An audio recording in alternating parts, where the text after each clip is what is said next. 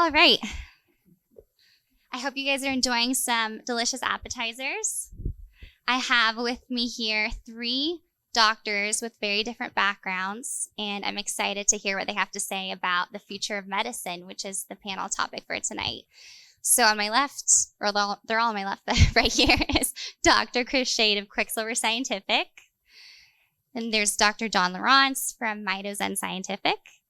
And then Dr. Leland Stillman, who is an integrative medicine physician in Florida. And you have your own practice too. So that's exciting. So you guys are going to get to hear from them on different perspectives, what we think is coming, especially in the functional medicine space, different trends they're seeing, and products that I would really like to hear about products you think people are going to be using more and more of as we deal with new health challenges.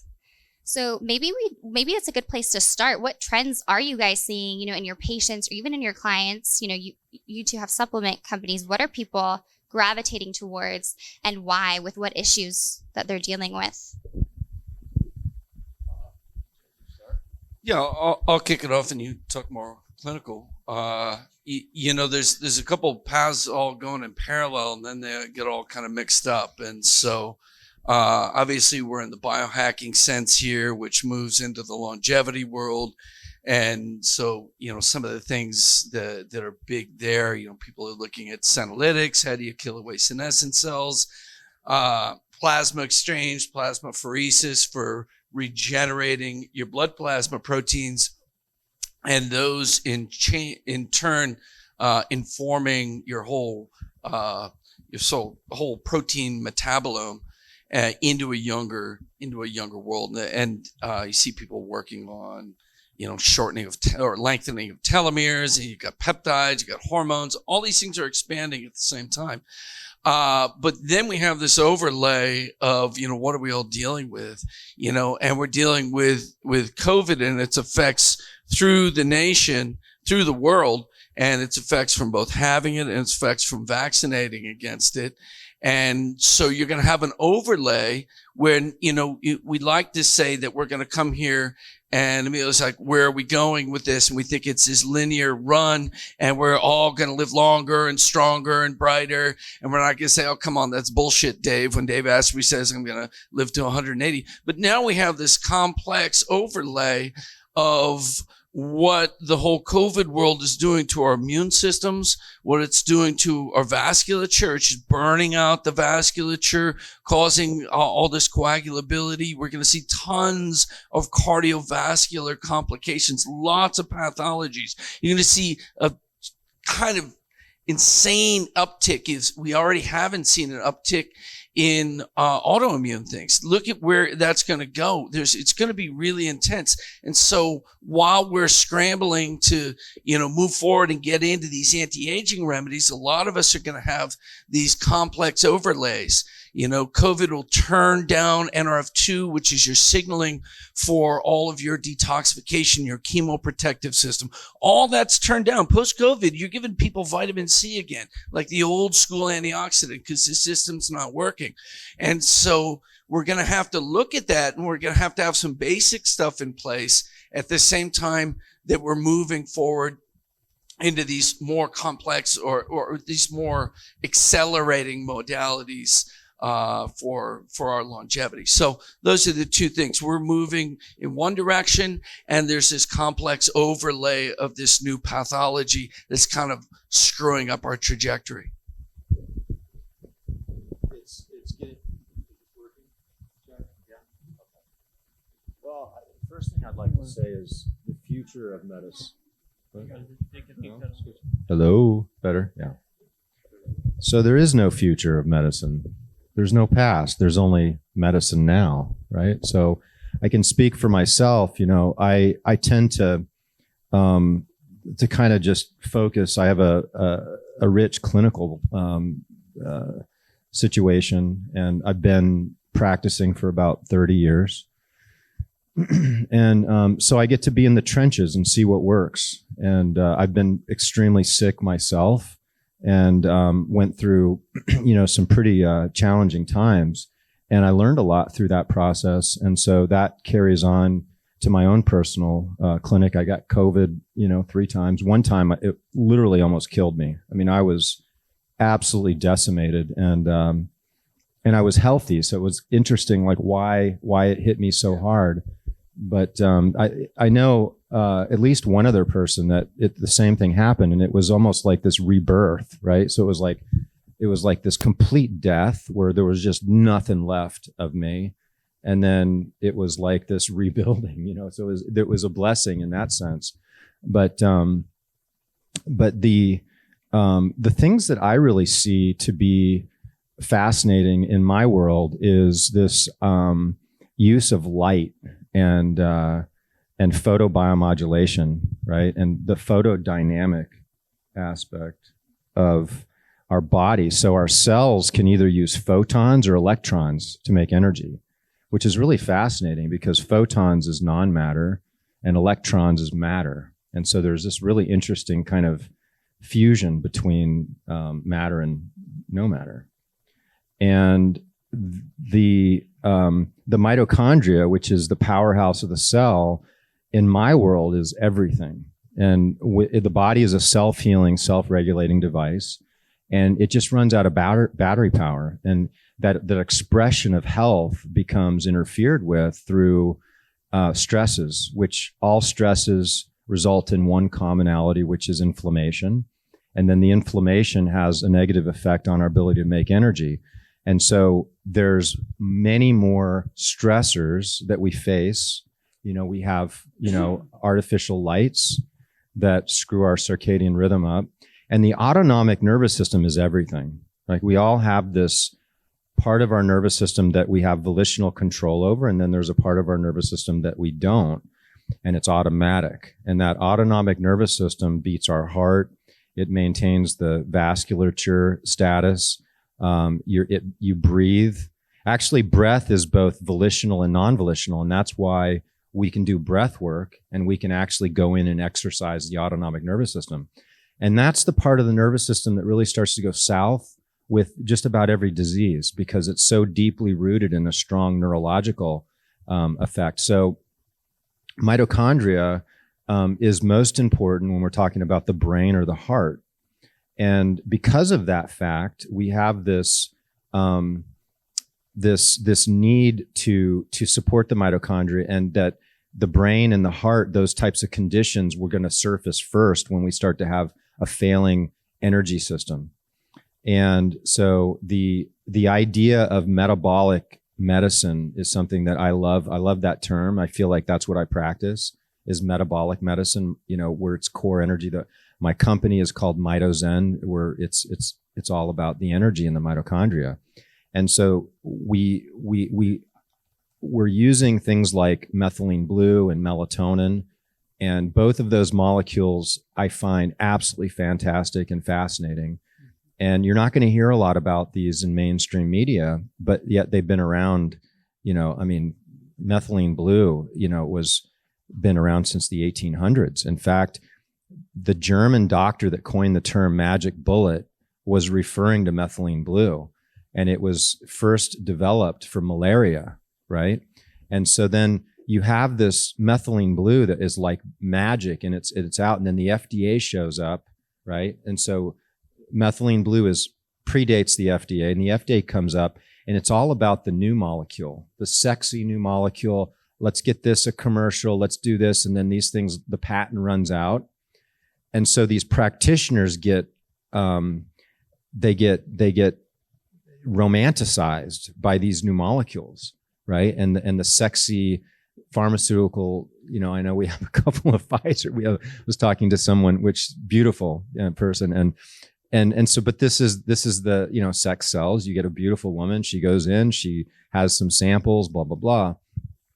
And so what happened is, although methylene blue was such a fantastic drug for malaria, antibiotics come out and it's so sexy, and so everybody navigates away from it, but it obliterates your microbiome. So there's this whole balance of, okay, what's healthy for the body, yet doesn't leave the body weaker than it did, so it can do the job. Closer? You're like pointing like this. Can you not hear me? Oh, you good? Okay. So it leaves the body unharmed. Antibiotics, the problem is they work, they kill the bacteria, but then it leaves you weaker. And that's why with like Lyme disease, you can feel better temporarily, but it doesn't actually fix you. So antibiotics are really needed in some situations, but they're way overutilized, where something like methylene blue can have this antimicrobial effect, but it leaves the body super healthy. Like one of the next indications for methylene blue was for chronic urinary tract infections. And what you'll find is when you take it, your urine turns blue, right? Oh yeah, and you feel it kind of scouring through there as you're peeing it out, it kind of burns. Well, that's because we dosed you really hard. Remember when you had COVID? Yeah, so I got out of COVID taking methylene blue, 400 milligrams a day with red light, like 3-4 times a day, and taking nanoquercetin every hour on the hour, and glutathione, and I was clean in like 4.5 days. Yeah, for sure.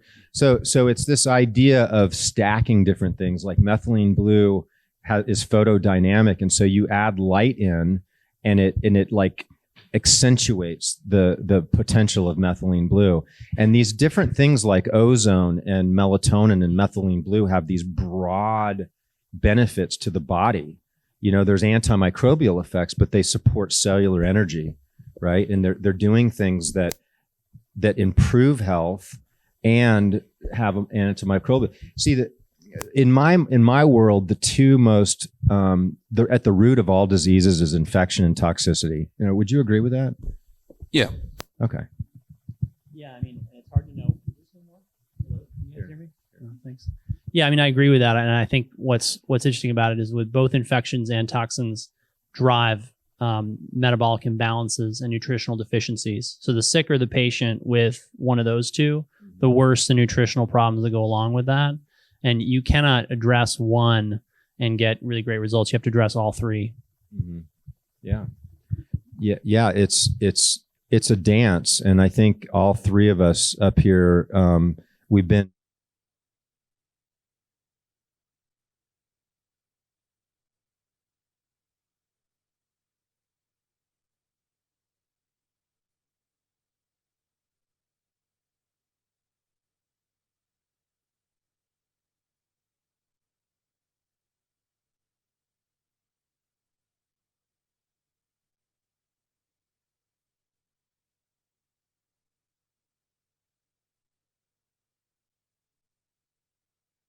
Because it's gotten so, I don't know, I feel like there's a lot of like politicization of that word at this point, but it's more like there's more plants, but there's still plenty of animal protein and protein. And so the biggest trends that I'm seeing in my practice with that group, just full disclosure, I don't have any idea what's going on with the vegans or the full-on carnivores because they just don't show up in my practice. There's lots of mineral imbalances that are going unaddressed and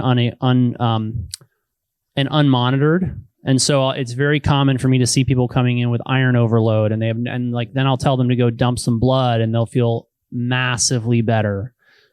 Because most people just don't realize that 5 to 10% of the Caucasian population is set up for an iron overload syndrome because of genetic mutations that don't necessarily manifest over disease. There's a lot of copper zinc imbalances going on right now. Zinc got pushed really heavily with COVID, particularly through certain physician groups who most of them were critical care docs. So they see patients for weeks at a time, and then those patients disappear and they never follow up with them. But we've had some crazy cases, colleagues of mine, like one guy came to us on like 1 gram of zinc a day. And he was wondering why he's nauseous and he's dizzy and he's throwing up and he's having diarrhea. And we're like, you have acute zinc toxicity. We know you think it's good for you, but no one should be taking 1 gram of this a day. That will then drive copper, molybdenum, and manganese down, and that creates all kinds of other problems. And then the same thing's happening with copper. People in the animal, nutrition world have totally gotten on the beef liver train, which is great. But what's interesting is you will get labs back where the vitamin A is high, and that means you're driving too much of that into the system. You'll get really high copper levels, and those people will have horrible fatigue, headaches, brain fog, insomnia, hormonal issues. Then it drives their zinc down, and they end up with GI problems. You have to balance that out. The mag potassium balances are getting crazy because people will drive, they'll drive sodium in, and then that will create the potassium imbalances, and then they'll drive calcium in, and that will create the magnesium balances. And so that's a really big piece of this. The minerals are where I spend a lot of my time just because I find them so fundamental. But people are doing this with a lot of different choices because they aren't aware of what's going into the system and then how the environment the system is in is handling it. EMF has been one of the things that a lot of us have been banging the table on for years now, that people are really more accepting of as a problem now. That's because it's exponentially gotten worse.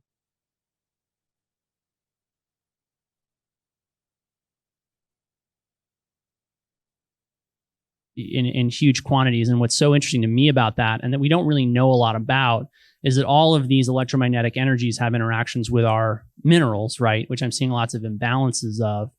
And so, I'm seeing a lot of people who are sleeping next to smart meters or Wi-Fi routers or whatever, and just unplugging it, moving the bedroom, right? All of a sudden, food allergies and sensitivities are going away, headaches are going away, insomnia is, cured. So, and then, yeah, I mean, that's, and then the hormonal problems are getting worse and worse and worse. I mean, I have very few men whose testosterone I check, who are really flat out normal. I find that most men coming to me, I'm the first person to check their testosterone and all the other labs that actually matter for it. So they'll have a normal or even some of them are on replacement. They have a high testosterone level, but they don't realize that they actually need estrogen and estradiol, and somebody's put them on a high dose zinc, or they put them on an anastrozole, which blocks the aromatization into estrogen. And then they have a low estrogen and estrone state, and they're calling me and they're like, I'm snapping at my wife. I have too short of a chain. I don't have any patience. I'm not emotional. And weirdly, doc, even though my T is like 1300, I don't have any sex drive. And I'm like, well, your estrogen is like 45. That's not normal. Stop taking the anastrozole. It aromatizes. They get better. And then part and parcel to that is women, of course, are having more problems with this. And I think it's being driven by a combination of endocrine disrupting compounds in the environment. That's gotten a lot of press, a lot of traction. You've probably all heard about that. You're drinking filtered water, you're avoiding plastics, so on and so forth. EMF are we're not really sure how those are affecting hormones, at least I'm not, other than through disrupting sleep, which disrupts all of your physiology and metabolism. And then I think the fake light at night is really bad for hormones, and particularly the lack of sunlight. I mean, we'll have people in the clinic who we just normalize their light environment, 3 walks a day, blue blockers at night, using red light shields or glasses or whatever. And, all of a sudden it's like they've dropped 5 pounds, they put on 2 or 3 pounds of muscle in a week. They're feeling better, they're sleeping better, their hormones are better balanced. So I think those are the big things. And people here are set up to succeed while you watch, I hate to say this, but the rest of the population just really tank.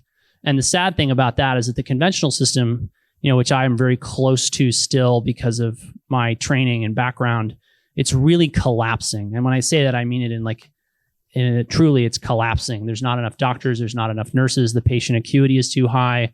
They don't have the knowledge. What they're seeing are really pathologies stacked on top of pathologies that have been precipitating out for generations, and they don't even understand why these things are problematic. So more and more patients are showing up and they're like, I'm really sick, but I'm really young. Grandma and grandpa lived to 95. This doesn't make any sense. The regular doctors have no answers for me. I've already been to a bunch of functional docs, outside the box type thinkers, all sorts of, practitioners, without real clear guidance or resolution. And my passion is really with people is helping them understand the fundamentals, because I know that's what on a population level is going to get things back to some level of normalcy and actual reasonably good public health. Yeah. I just want to, finish up on that before she asks us another question. So we're talking about, how are we moving into the future? I said we're trying to do these things, make ourselves live long, have more wellness. We've got this overlay of disruptions. And so disruptions, John had said, toxicity and infection. So we've seen what COVID has done, and its overlap with toxicity. It's very clear. People with more toxin exposure had more negative response. A lot of the things that came up with COVID, we don't understand why, but some of them were really clear. So some of these fundamentals, Leland's saying back to fundamentals, detoxification, a clear inner chemical environment, a clear metabolism, those are emerging as clear winners moving forward. And so we'll always be going to these, but we're always suffering these little things that are knocking us down. And so one of the things that you see that really goes along with the rise in all the autoimmunity, in the chronic infection, we moved out of an acute infection world into a chronic infection world where we're sitting on these things. We know Lyme, but there's these noxious biofilms that can live in us. We have a microbiome in our blood, and this can have pathogens or neutral players. And what makes these players more pathogenic? And there's emerging evidence. It's saying that a lot of this is coming from EMF and, problems with our electromagnetic hygiene. And so when you listen to Ben, what's Ben rattling off? He's not telling you, like, we're going to do wind sprints all day. It's less of his younger life. And he's talking about building biology. He's talking about creating these spaces where our vitality can grow. And when the energy in you is on the vitalistic side, there's a natural depression of the pathogens. But when the pathogens get in, they tend to hold you down. They suppress the very things that you need. So in our future, we're going to have a more much more acute sense of exactly how we deal within these shifting electromagnetic fields, within these shifting fields of the biome out there, introduction of viruses. We'll learn to protect our essential inner space and not have to run after these things as much. Oh, this supplement, that supplement, that supplement. We protect these core things of immunity. Everybody loves the word sovereignty, but what about, our electromagnetic sovereignty? How does our light field fit in all this? And so we'll get more acutely aware of those things. At the same time, some of these biohacks get really worked out. How much do we take for senescence of a quercetin dose or something like that? How much is too much? How much is not enough? How exactly do we use the peptides and the stem cells that are coming in? But the disruption, the fundamental disruption in our fields is the thing that we most have to accommodate in order to move forward. And so that'll become just part and parcel for everyday living. Thank you so much, guys. It's so interesting. So we touched on EMF, and that's a really exciting topic for me because I'm really passionate about that after having some side effects myself. So I'm curious, even for a crowd like this, everyone's super health conscious. Everyone's been biohacking for a lot of us many years. What are some other hidden, health dangers or health risks that we might not know about, that we don't see? Are there any other examples that you could give us that would especially be relevant for this crowd that's already doing a lot of these things? Nasal hygiene. No one's talking about it, right? I talk about it. Okay. All right. Yeah. So we're not taking care of, I have this idea of, Ganesh, right? I call it the Ganesh protocol, and it's taking care of your doorways. And so if you look at the research on oral gingiva and gum disease and how that translates into how it creates inflammation in our body and how destructive that can be on the cardiovascular system and neurologically. And so the same thing happens with the nasal passage, and then you have the colon, right? And the colon has this balance of good and bad bacteria, and you have this process called dysbiosis, where there's more of the bad bacteria and less of the good. And so what these organisms do is they secrete and outgas something called endotoxins. And these endotoxins are incredibly inflammatory, and they suppress your ability to make energy. They suppress your life force, your expression of energy to keep your body healthy. So that becomes a huge stressor.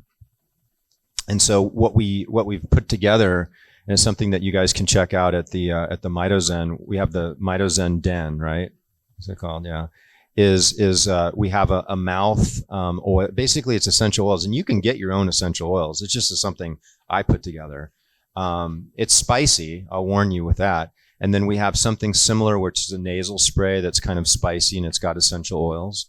And then, we have a suppository with probiotics, but I tell you what I'm really into lately is making my own yogurt and culturing my own yogurt. And so, anybody that's interested, make sure that Tara has your email, because we'll send you this like rock star yogurt, and we make it with coconut cream. And I thought it was going to be really difficult, but honestly, and it's been one of the things, because we do some health coaching. Well, man, I mean, it's really turning a lot of people around, and you don't have to be sick. You could do this and just your gut just gets super healthy, the vitality, your ability to absorb nutrients, through that microbiome. And the microbiome, I mean, we could really have quite a discussion on that, right? I mean, yeah. So your microbiome is like these trillions of bacteria, and so if you have certain thoughts, like if you're always angry or feeling hostility, there's microbiome that is going to proliferate and produce neuropeptides that are going to support that. If you're blissed out and feeling love and connection. So there's actually a pretty interesting connection with your microbiome. And so supporting that can really have some far-reaching effects. But I'm going to turn this over to Chris to talk about endotoxins. Let me just wrap up on that and head over to Leland. What he brought up there with the nasal hygiene, you're trying to keep the right balance of bacteria. What happens when you have the wrong balance is you start getting inflammation. Inflammation breaks down the tight junctions. When we talk about leaky gut, it's between every cell. And the inflammation from the negative bacterial load opens up the GI lining. And then these little parts of bacteria, we call them endotoxin. They're also called lipopolysaccharides, and they're little parts of the cell membranes of these bacteria that are very pathogenic if they're in our blood. And not the whole bacteria, but just a part of it gets across into the blood, into circulation, and that's called endotoxin. And when your immune system sees it, it's got these very acute pattern recognition sensors for looking at chemistry. And it says, oh my God, dear Lord, there's like E. coli infection going on in the blood. And sounds the alarm, and it winds up inflammation in an attempt to kill the invader. So now this is really important that we understand that there's this balance between oxidants and antioxidants in the body. Oxidants are used during inflammation, and they're used to kill the invading bacteria. So you make hydrogen peroxide, you make bleach, hypochlorous acid, and you throw it at these microbes and you try to kill it. So all of a sudden you got all these immune cells running around making these pro-oxidants and winding up this inflammatory response. When that happens, you downregulate all of your detoxification activity, because detoxification is part of the antioxidant system. So you're making pro-oxidants in this inflammatory thing and turning down your own antioxidant in your own chemoprotection system. So when this chronically happens, because your immune cells going, where's the infection? It's just chronically throwing inflammation around. You start chronically harboring toxins inside the system. Now, that's the pathway for that is called NRF2, and it's this thing that we trigger to turn up all the detox in the cells. There's another important trigger that we all know in the biohacking community, AMPK. And that's the trigger for breaking down all of the energy in you, for turning fat into ketones so you can circulate energy, for turning up insulin sensitivity so you can use the energy that you have. Now, that's another important one because it also regulates autophagy. And we're familiar with autophagy, the taking of your own cell and breaking it down and recycling it into parts for new cells. And mitophagy is taking the old damaged mitochondria, renewing them. So this is an essential process for us. But A subset of that is xenophagy, where we take a bacteria, a virus, a parasite that's gotten into us, break it down into parts so that our immune system can more accurately model antibodies to go and neutralize these pathogens. So detoxification and this sort of metabolic clarity, autophagy aspect of AMPK are both downregulated during inflammation. They're downregulated by COVID, not just when there's inflammation, but even afterward. So these are the things that are essential to longevity, but they're turned down from this inflammation. So yeah, your GI, we know leaky gut. We're eating a bad inflammatory diet, and it leads to the chronic health conditions of chronic inflammation, which is chronic toxicity and chronic cardiometabolic unfitness. Now, that's not just the GI. When that balance goes wrong in the nose lining opens up. When it goes bad in the periodontal areas, then the periodontal areas leak the endotoxin in. And John had said that's related to cardiovascular disease. It's related to inflammation, to depression. Depression is an inflammation in the brain.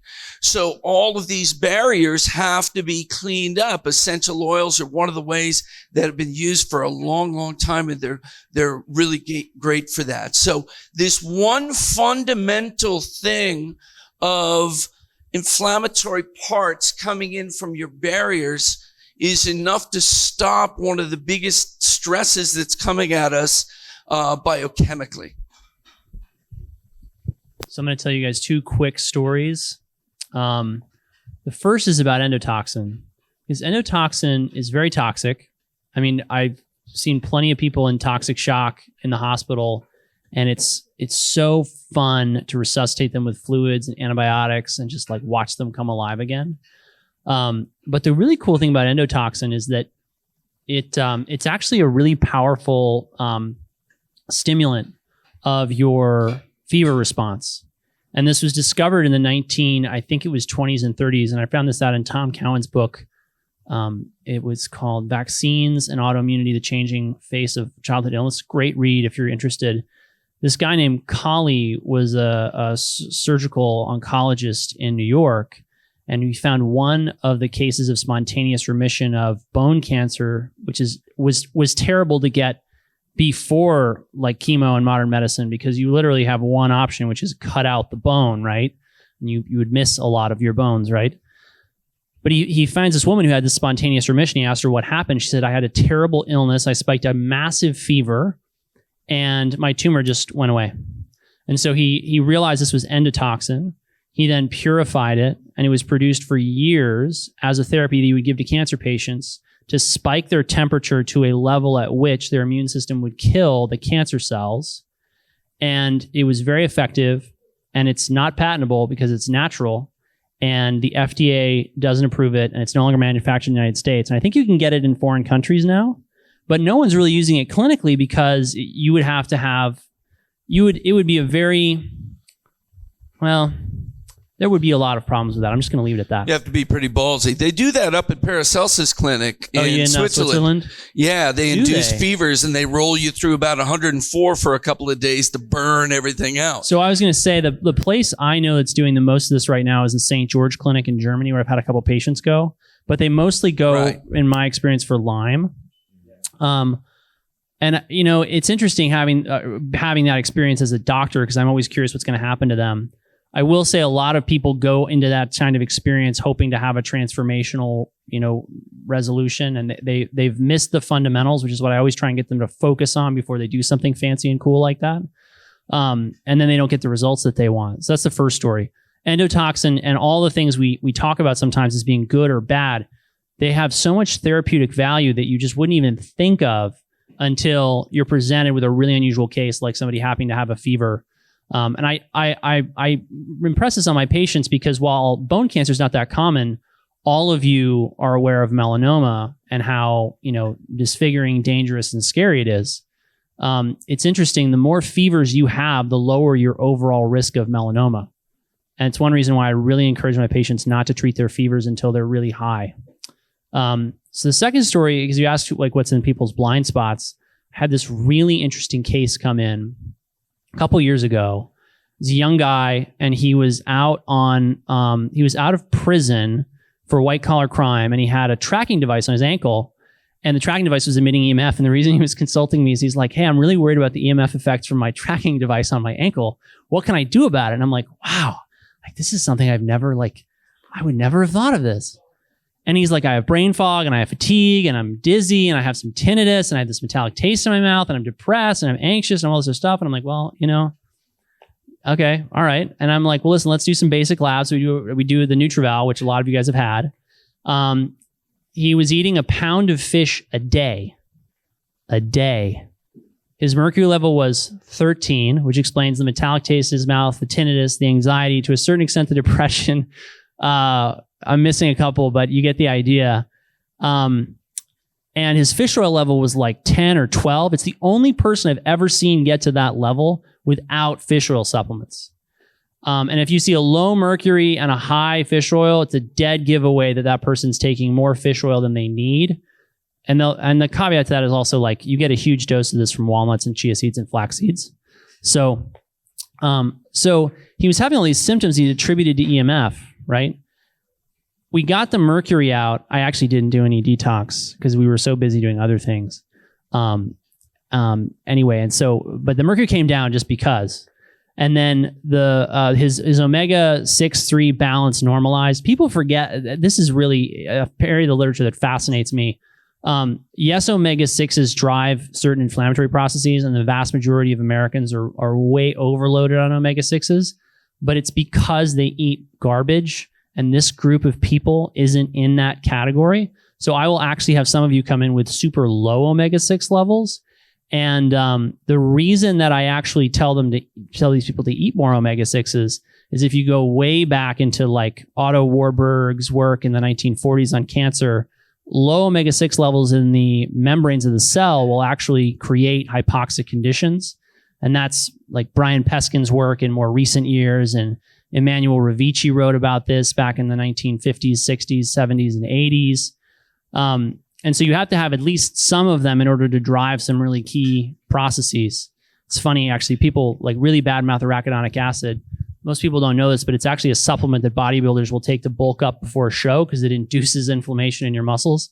Not that I'm encouraging you all to do that, but I like you could use it that way clinically if you had a really low arachidonic acid level. So we had to restore that balance, and then he had a really terrible magnesium deficiency. And when you look in the literature, like stress of practically any kind will induce a magnesium deficiency. I'll find it routinely in people who are already on magnesium supplements. And when you replete it, a lot of their problems with EMF sensitivity, that and potassium, will actually abate, because magnesium and potassium really have to balance each other in the body. And the way EMF really ruin things is through calcium, voltage gated calcium channels. So we were able to do all of that without mitigating his EMF environment, because of course I couldn't have the feds come chop his ankle bracelet off. And that was all mineral balancing, fatty acid balancing, and then like picking up on the mercury toxicity that he didn't realize he had because he was eating a pound of fish every day. And so I think that the take home from that, because the question was what is in the blind spot, is you don't really know what you're eating until you actually track what you're eating. And then the thing that is staggering to me is like these labs are not that complicated. You can get them drawn, and the insight they give you into what's really going on is amazing. And then you're not guessing about what you take. And people there's so many things that in these NutriVal panels that are in people's blind spots, practitioners, lay people, just because there's not a lot of information. I've really had to work extremely hard to find people who knew little ins and outs of these nutrient levels and interactions, but they're so powerful when you really just get those fundamentals right. So yeah, that's it. Can I chime in again on this? Okay, so we all have rhythms, right? So we have a sleep-wake rhythm.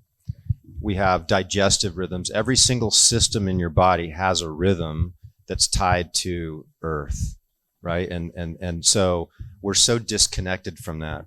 And there's a hack recently. I spoke about it. Ben and I recorded a podcast recently. It's like the Doctor Strange of biohacking is what he's calling me. It's totally appropriate. So Brian is here. He owns Sauna Space, and I met Brian, I don't know, 6 months ago or something like that. And I discovered these, he has these lights, and that's what he makes his saunas with. And they're really special. When you go into the Mitozen den, you'll just look at these lights. It's like you're looking at this just gorgeous campfire. And so I was really studying this process called Agnihotra. Are you familiar with Agnihotra? Agnihotra. Okay, I said it wrong.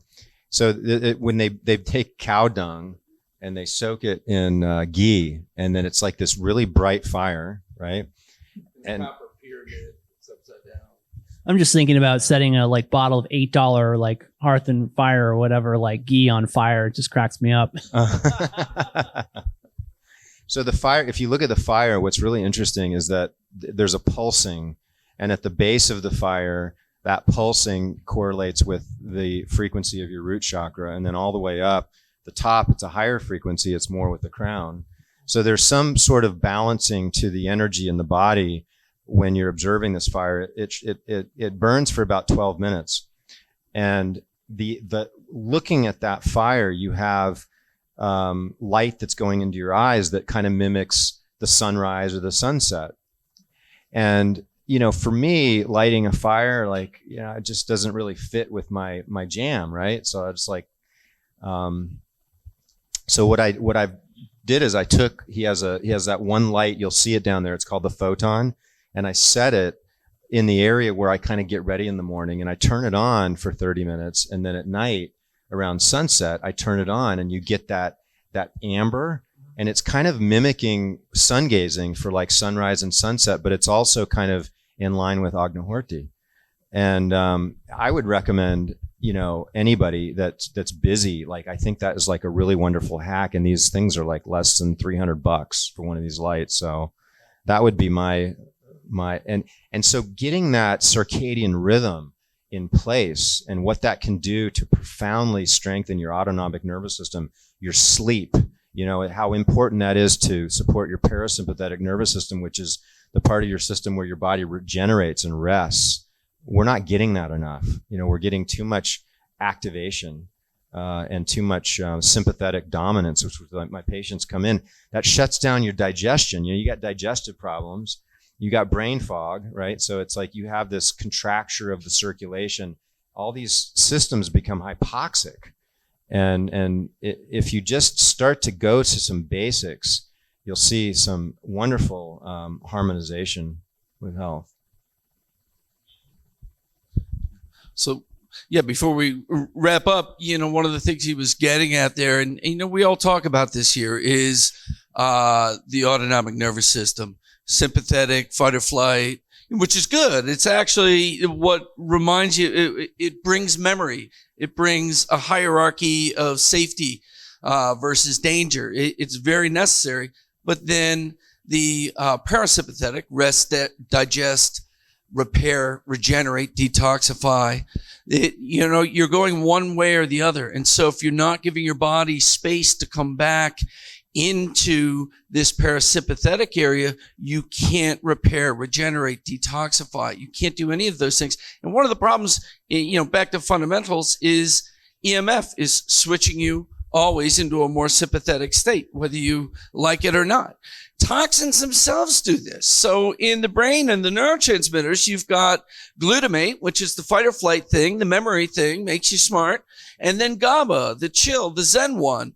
And the toxins, most of them actually activate the glutamate receptors. In fact, mercury, the reason it drives anxiety and then anxiety, depression things is because it hyperactivates the glutamate receptors. So they're overfiring for whatever level of glutamate that was in there. And so protecting these systems and then protecting the receptors that are the signaling in the systems.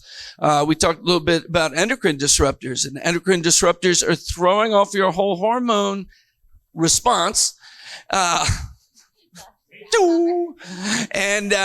So your hormone response is a mixture of the levels of hormones and the way that the receptors take that input and transfer that into the programs of your body.